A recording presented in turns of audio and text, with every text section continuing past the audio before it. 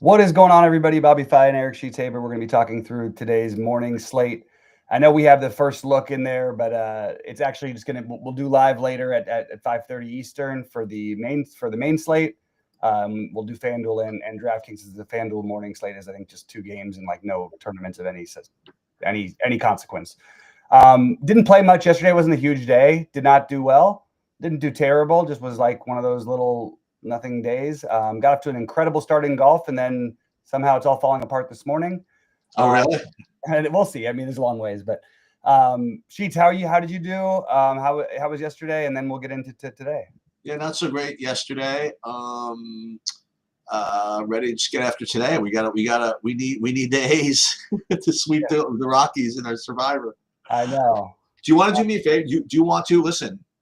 Because you guys posted it all over Twitter. Do you want to go over the SaberSim deal here? Yeah, I do want to mention like just that we so we've got a bunch of different things now. We added a lower end option, lower end just being cheaper. We wanted to appeal to everybody. So we do have it's the SaberSim core, it's the SaberSim builder, and the default we have is for Goldie's projections. You can obviously always incorporate Sheets' projections in there. It doesn't have the Sims, which only the high-end package does anyway, but it's a really cool tool, and you still get all of our content, and everybody who already had the $79 package is getting it $20 cheaper than they'd be getting it now. But it's we think an incredible deal between the pay dirt stuff, between all of our content, and then the SaberSim builder with Goldie's projections as the basis, but you can obviously import any projections, pay dirts, or Sheets as well. And yeah, I just wanted to mention that. We also have trials running for every one of the packages. So guys, even if you've used them before, you can reuse them again.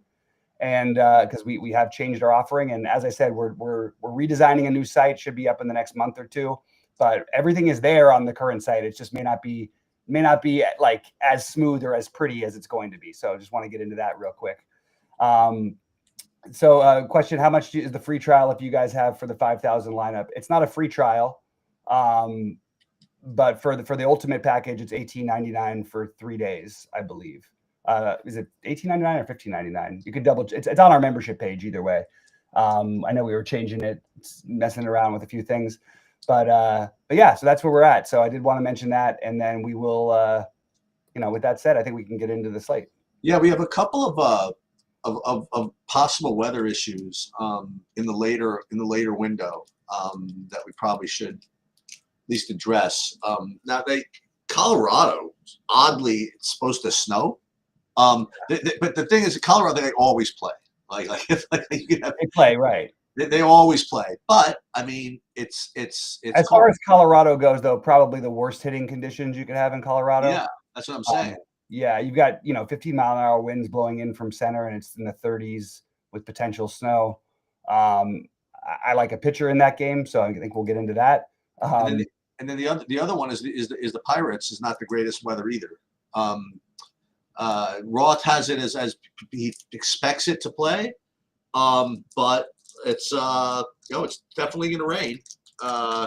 So we shall see what happens. I'd like to think Pirates would like to get those Yankee games in, because it's probably going to be a lot of fans there. So but there's definitely some weather situations there also. Yeah, and it's a terrible hitting weather in Chicago as well. Okay, that's another thing. It's the game should play fine, but it's like low 40s, 10 to 15-mile-an-hour winds blowing in from center, and there might be some rain later in the game. So you never know. It's going to be like uncomfortable. So not great hitting weather in 3 of the 6 games we've got, and 2 of them I think we'd be pretty into if the weather wasn't so bad. So just something to keep in mind. I guess that's sort of the overall. I was going to say if you have any thoughts before we jump into it, but I'll share my. No, I mean let's get in there. So the first game, St. Louis, Boston. Who do we got pitching here? We got Walker Buehler pitches for the Boston Red Sox. Yeah. And Eric Fetty. Boy, might be asking for it, but I kind of like Fetty here. I don't know.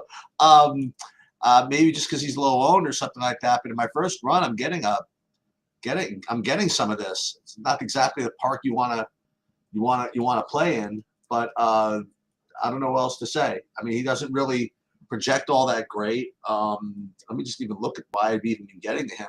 I guess I shouldn't, but I am. That's the best I could describe this. You like either of these guys, or you just think it's like it's just Boston hitting weather? I'm gonna change. I haven't fixed all my stuff yet, so I'm gonna end up. But I did end up with 10% of Fetty, so nothing. Nice. Okay. I don't like it. I don't like he or Bueller. I actually think if you're going to make a case for one of them, it'd be like if I just was like hand building. Look, the strikeouts have kind of gone a little bit by the wayside for him lately. He was never a major strikeout pitcher, but I believe in him getting it back. As a pitcher in general, I'm actually bumping up his projection a little bit. I don't think it's going to make a massive difference. I don't think I'm going to get too much of it anyway.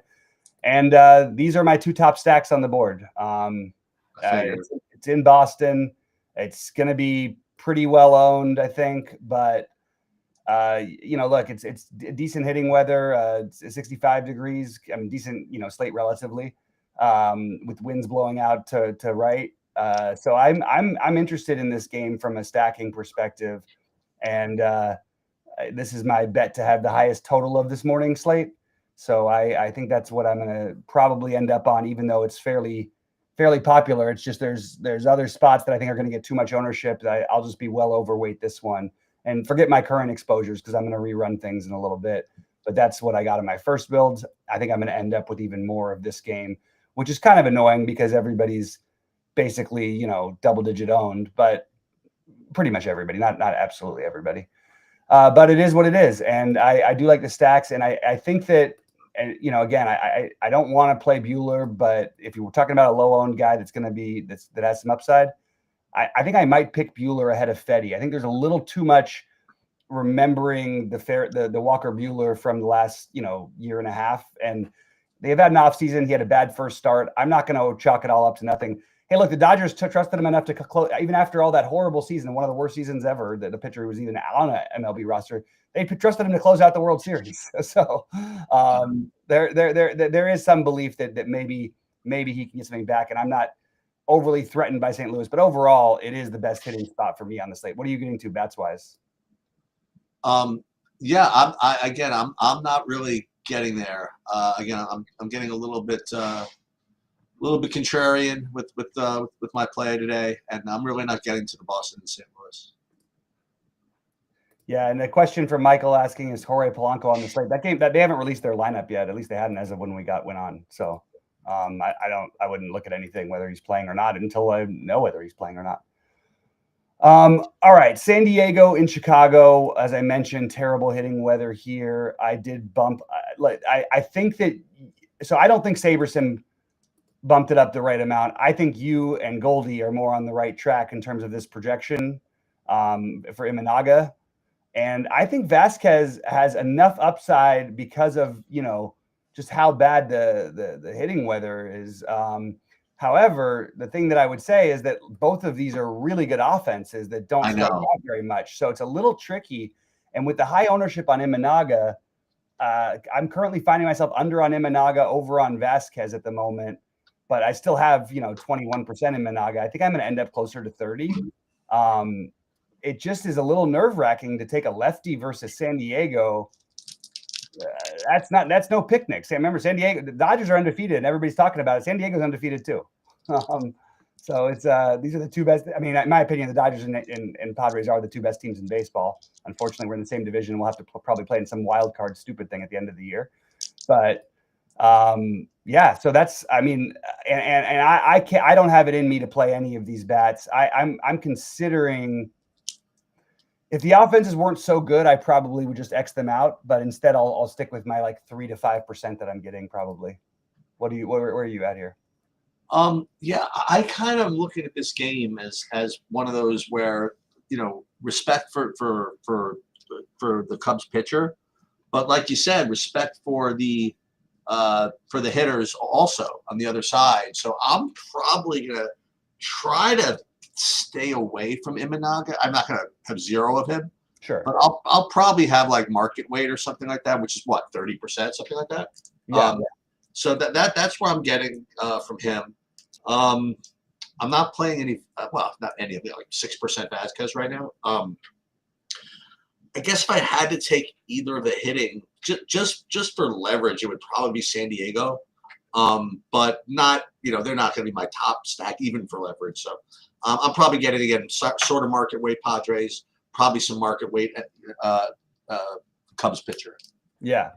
And you got to feel, I mean, the Cubs, look, they had to win all their other games. They start their season at, in Japan against the Dodgers, then at Arizona, then in the new stadium in Oakland, which they swept, obviously, which was not to our delight.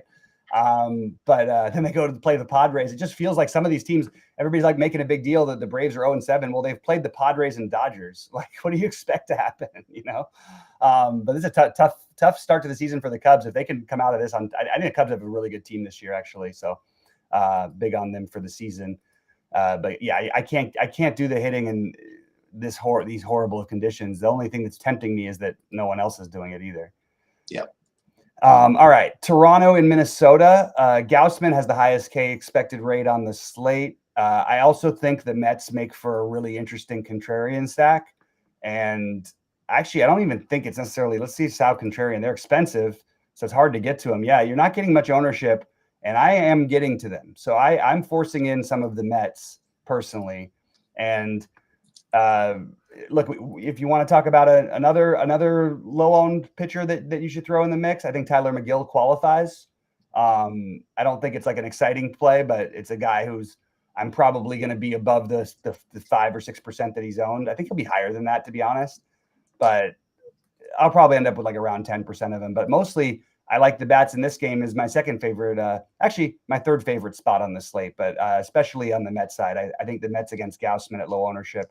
And I think that the Toronto is totally viable here too. So interested a little bit in both the sides of the hitting. Yeah, you got bad weather in Chicago. You got bad weather in Colorado. You got bad weather possibly in Pittsburgh, whatever. It's 70 degrees here for this Mets game. Yeah. I mean, that's good enough for me. You know what I mean? Like given that both these pitchers are, listen, Gaussman's had some, some successes over the years, whatever, but people have gotten to him also.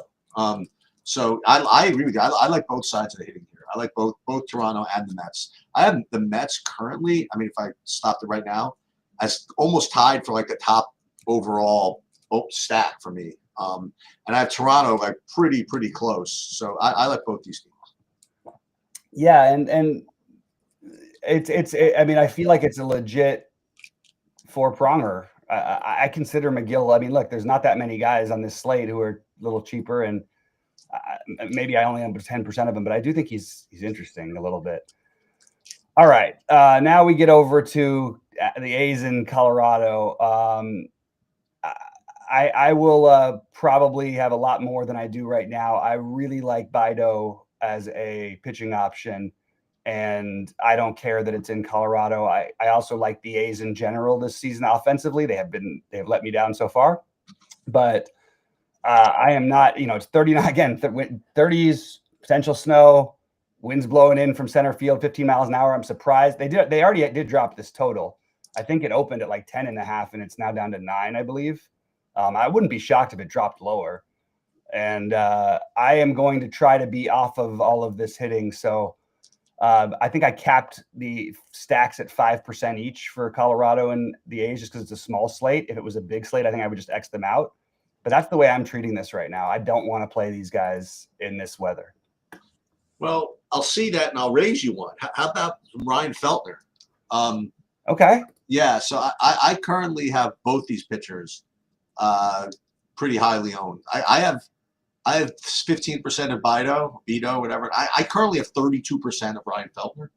I got to him in my first builds too. I didn't want to do it, but you're selling me on it a little bit. Yeah, so I'm down with the 30-degree Colorado nonsense. And I think the hitting, even though the weather's bad, I think they are still going to get some ownership. Both these teams. Yeah, because Colorado always does. So I'm on both the pitchers actually. What if someone told you, now let's play a little game here, Sheets. What if someone told you that the Rockies and A's would each be 1% owned? We would take the chance then, right? Yes.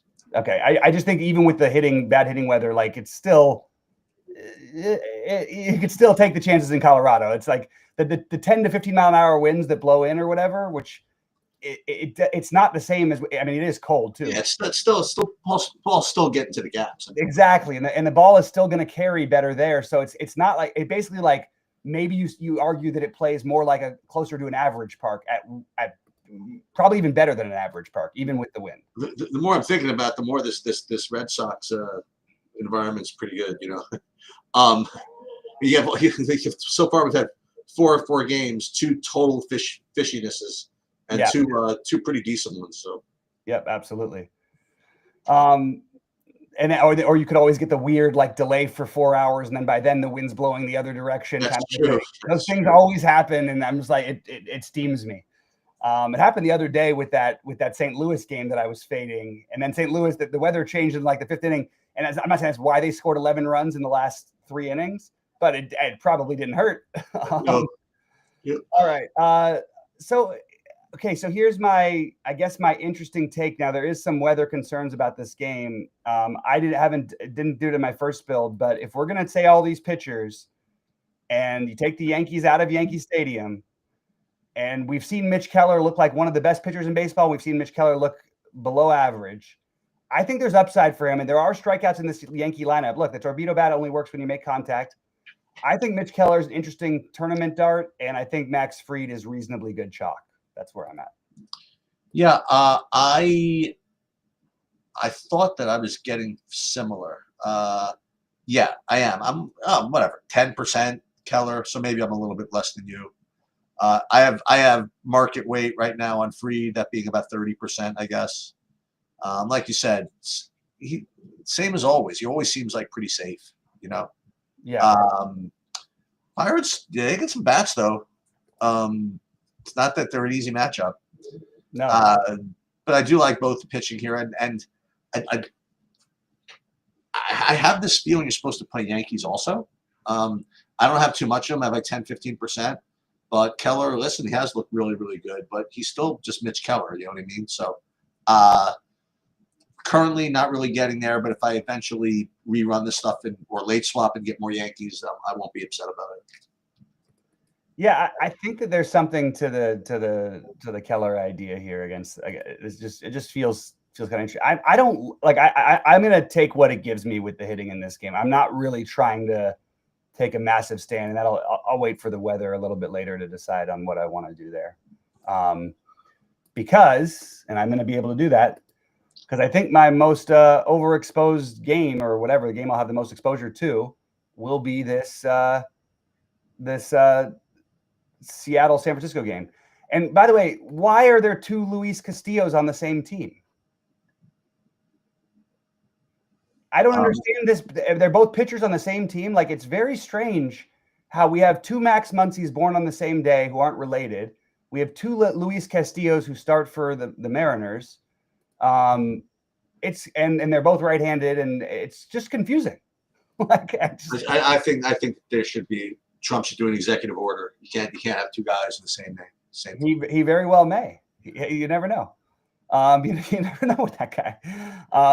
But yeah, I look, it's funny because as of right now, like in my first builds, Verlander was my highest owned pitcher and Seattle was my highest owned stack. Obviously not in the same lineups. So it's kind of weird how it's shaken out. But I actually, like, just hand building wise, I think San Francisco is where you want to be today. And by the way, how often do we get to say San Francisco with the second best hitting conditions on the slate, possibly? I was going to ask you what the weather's like. Yeah, my brother, my youngest brother lives up there, and so he was telling me about how beautiful it's been. I looked, and it's 62 degrees. Look, San Francisco, it's rare we get games even in the 60s for San Francisco. And then during the day, even if it's not as hot, the ball does, and it's supposed to be sunny, the ball does travel better, even just anyway, separate from even just the temperature. So I personally want to be overweight San Francisco as the stack, and I would like to be. I will have some Seattle exposure as well against Verlander. I think both of those things make sense, and I still have Verlander as a popular pitcher. So where I'm not using Verlander, I am using a reasonable amount of Seattle, and I'm going to use a reasonable amount of San Francisco as well.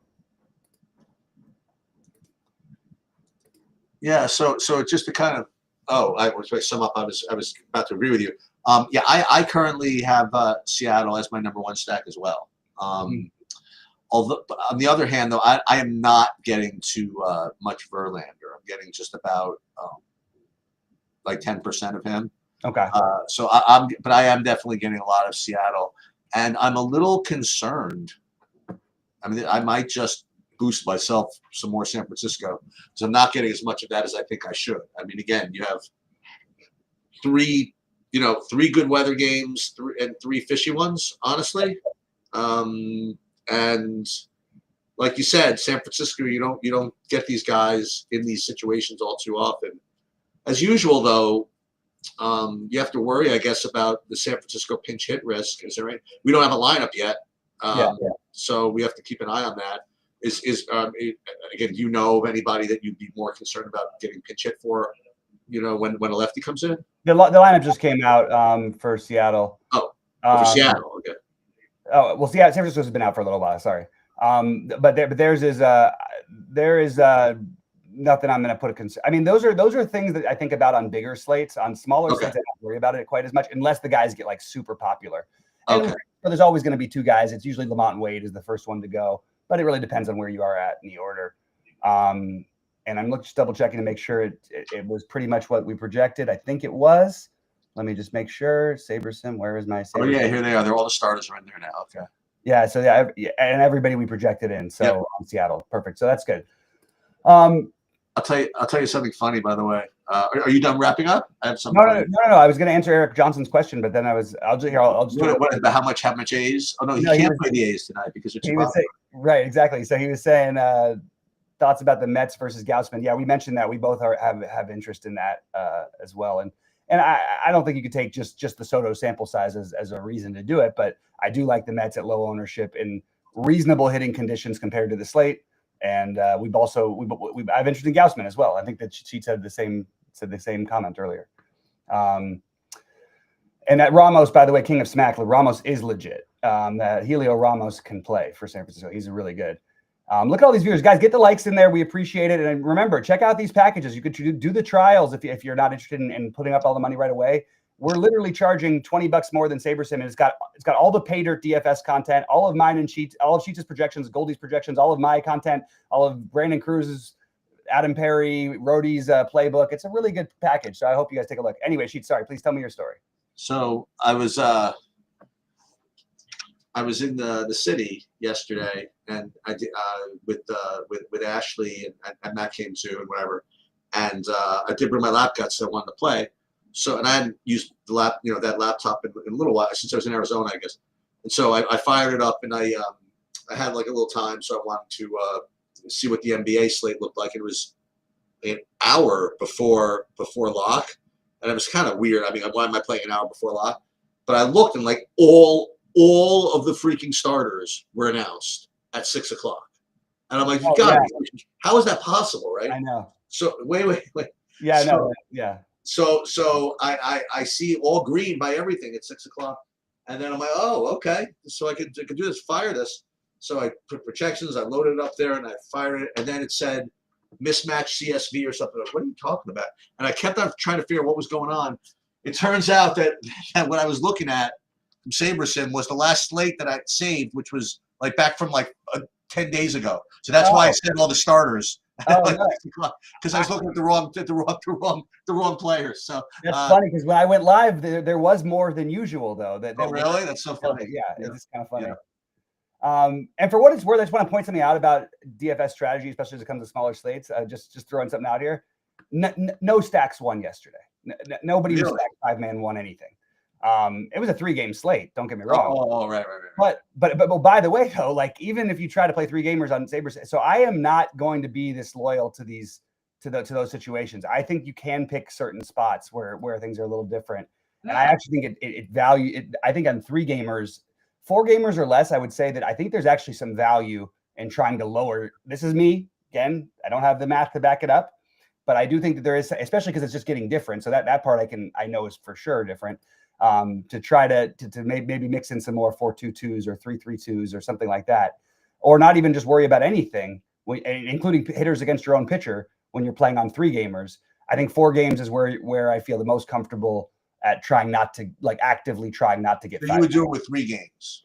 3. Well, I with 3 games I would use hitters against pitchers. That's what I was asking. Yeah, with 4 games I wouldn't do that, but I would try to avoid the 5-man stacks as being all my ownership. I think that would be a mistake because you're going to run into so many of the same things, even if it's a small low-owned team. Michael, just look up the MLB page, MLB starting lineups. I don't know what you're asking for so much about the Polanco thing. Polanco is not in the lineup today. That's what it is. So if you don't see him in there, that's because he's not in there.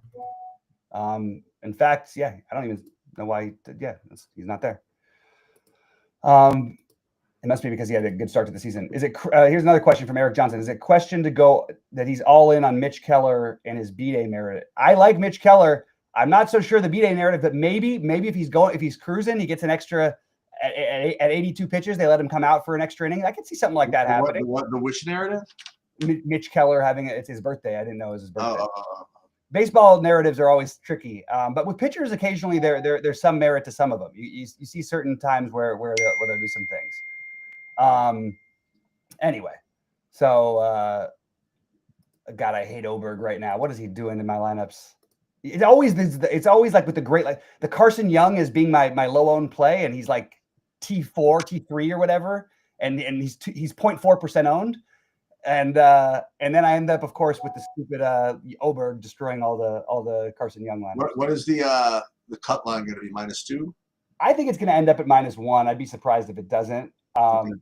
And depending on how windy it gets in the afternoon, it could be convincingly 1. Yeah, Carson Young, there you have it, T3 right now, just destroy. And I just need a strong finish here from Oberg to get in that, to just even get to the. He's back to even now. Oh, you know what? I got to run. Let me take that. I'll see you for the call. I'll see you for the call at 2. Sounds good. All right, guys. Anyway, I'm gonna keep going here for a second. It's Pittsburgh. I'm in on I like the idea of it. It's also not great weather. Just keep in mind there could be some shenanigans as far as delays and whatnot. But yeah, check out the Mitch Keller idea. So I'm probably going to rebuild. And you know what? I don't usually do it like here, but I made my tweaks. I'll show you guys a little bit of what I did. I'm okay again on these slates not getting full 5-mans. Now your default, if you're just new to playing, should be just going 5-mans and all that.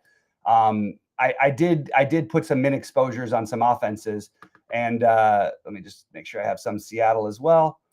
And I think that this is sort of where I'm going, and I'm probably going to end up with significant amount more than this, but it is going to mess with SaberSim a little bit, and I'm okay with that because I did want exposure to those, and I wanted to be under. As you can see, I put a maximum of 5 on the Cubs, maximum of 5 on San Diego. Because it's Colorado, I put maximum of 10 and maximum of 10 on Oakland because it's going to be overowned versus the weather. That's where I'm at. Noah's asking, if you run the Sims, would it have a top lineup with any Rockies and A's? I'm not running pure Sims anymore, so no, I don't understand the question, Dobie. What contests are you talking about?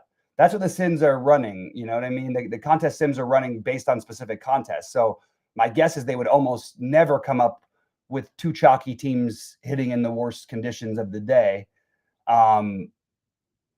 So if you're building cash lineups, I think they would come up or whatever. If you're building like a single entry, maybe they'd come up. But if you're building like lottery lineups, I'm going to guess they don't come up very much at all.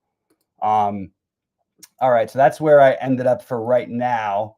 I feel like that's without running the Sims, and then I'm going to make sure. And these Sims, by the way, for these 76 tournament contests, I'll just show you real quick while I'm building.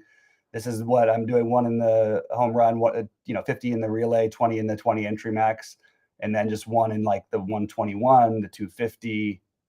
Oh no, there's no 250 this morning. The 121, the 66, some of the other single entry stuff. So that's what it's sort of going into, and it will automatically put it into the best contests for you. That's one of the great advantages of SaberSim. So you can see they don't like my hour. I don't care about these numbers, especially when it applies to baseball and smaller slates. In the long run, if you're playing the way Sheets does, you do care about those numbers. The different way of playing. I don't like this Max Fried thing. I don't want none of it. So I am going to, what do they give me? They give me 2%. I'm going to put it like a minimum here of maybe 15. I like Max Fried actually today. And I don't think I need 77% of Justin Verlander. I'm just going to make sure I really feel like I'm spread out at pitching a little bit today, and it's just the way it is. I don't love these things.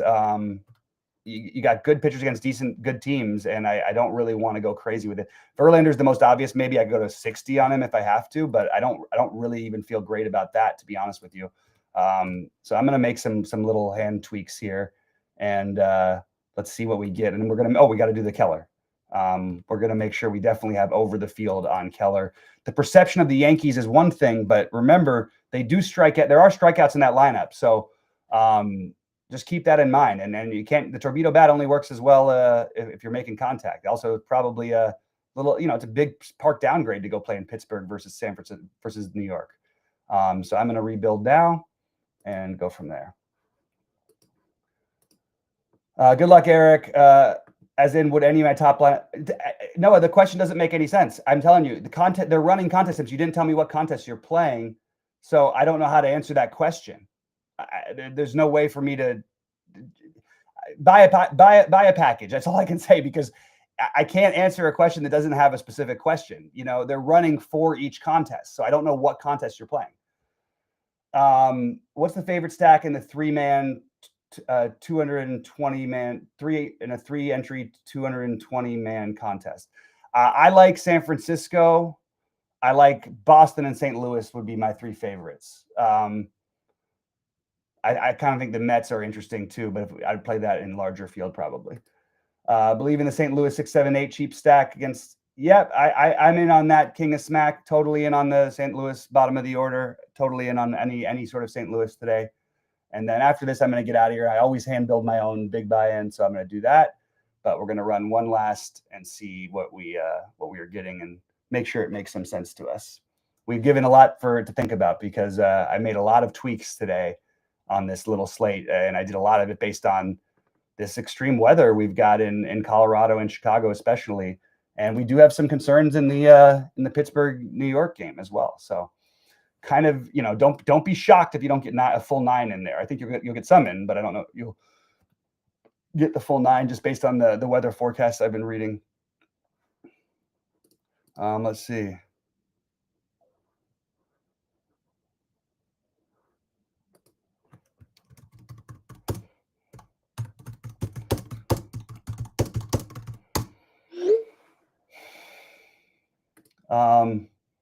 Wait, it says okay. Now you're saying Polanco starting.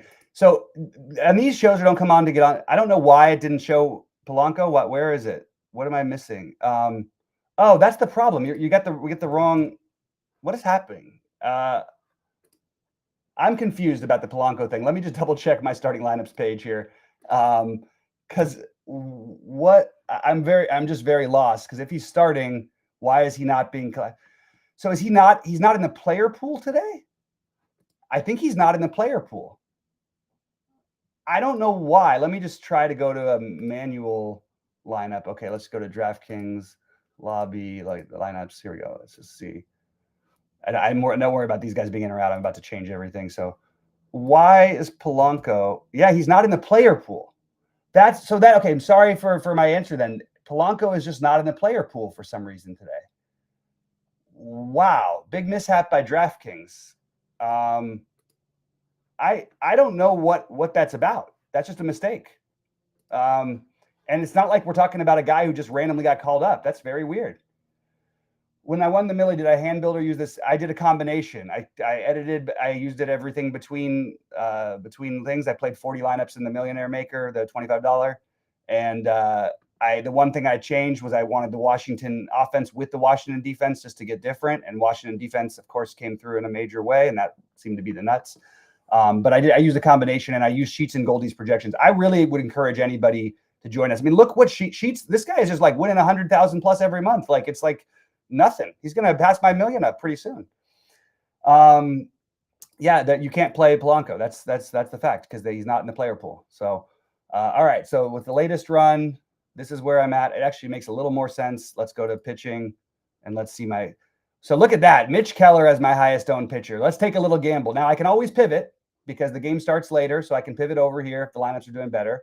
And you should be late swapping in baseball and using the awesome TrueDFS /SaberSim late swap tool And again, I really think you guys should take a look at our site. I really think so. Appreciate that, Michael. Sorry about that. I just did not understand it. It was such a good question. I literally didn't make any sense to me.